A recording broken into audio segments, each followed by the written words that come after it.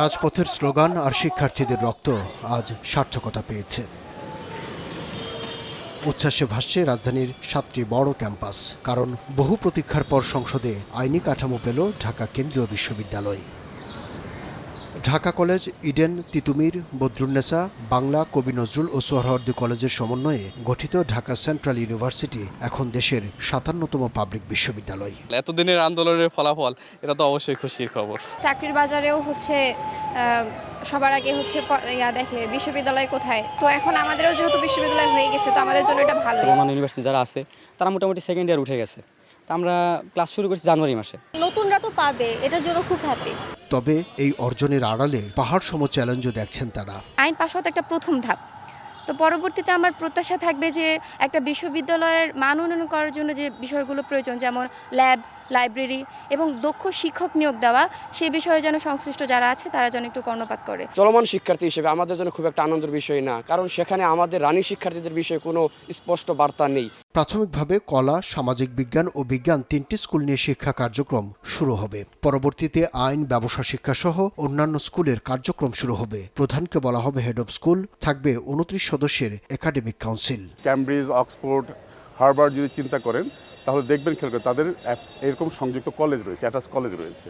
সুতরাং আমাদের এই শিক্ষার্থীরা এই কলেজে এডুকেশন নেবে, কিন্তু তারা সবাই তাদের পরিচয় বহন করবে ঢাকা সেন্ট্রাল ইউনিভার্সিটির স্টুডেন্ট।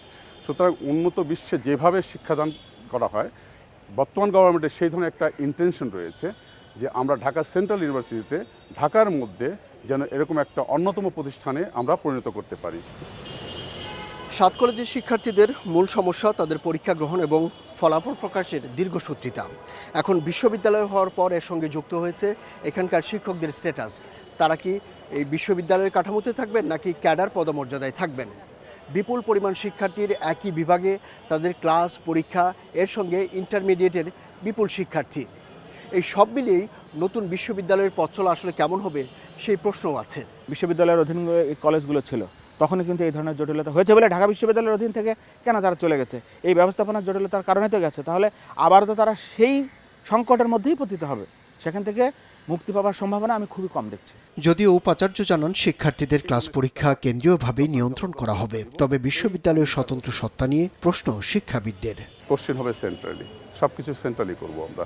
সুতরাং সেন্ট্রালি যখন হবে তখন আমার যারা শিক্ষক রয়েছেন, কারণ আপনারা এইভাবে চিন্তা করবেন না, কলেজ শিক্ষকদের মধ্যে অনেকেই আছে, দে আর ভেরি মাচ পটেনশিয়াল, অনেক যোগ্যতা সম্পন্ন, সবাই না হয় বেশি অনেকেই আছে। আমরা তাদের নিব এবং অন্যান্য বিশ্ববিদ্যালয় যেরকম হয় ফার্স্ট এক্সামিনার, সেকেন্ড এক্সামিনার, বিশ্ববিদ্যালয় অন্যান্য বিশ্ববিদ্যালয়ের সাথে তাদের সমন্বয় করে আমরা তাদেরকে পরীক্ষক নিয়োগ করবো, এক্সপার্ট নিয়োগ করবো, সুতরাং যাতে একটা ব্যালেন্স ফর্মে আসে। যেহেতু ডুয়াল আইডেন্টিটি, ঢাকা কলেজ তার আইডেন্টিটি বজায় রাখতে চাইবে, তিতুমির কলেজ তার আইডেন্টিটি বজায় রাখতে চাইবে। একই সাথে বিশেষ করে যে কনফ্লিক্ট অফ ইন্টারেস্ট দেখা দিবে যখন কেন্দ্রীয় বিশ্ববিদ্যালয় অথরিটি এবং এই কলেজ অথরিটি, এই কনফ্লিক্টটা কিন্তু আমাদের শিক্ষার গুণগত মানের উপরে নেতিবাচক প্রভাব রাখবে। রাজধানীর বুকে 7 কলেজ আসছে এক ছাতার নিচে, তবে বিশ্ববিদ্যালয়টির মূল ক্যাম্পাস ঢাকার কোথায় হবে তা এখনও ঠিক করা যায়নি। আব্দুল্লাহ শাফি, সময় সংবাদ, ঢাকা।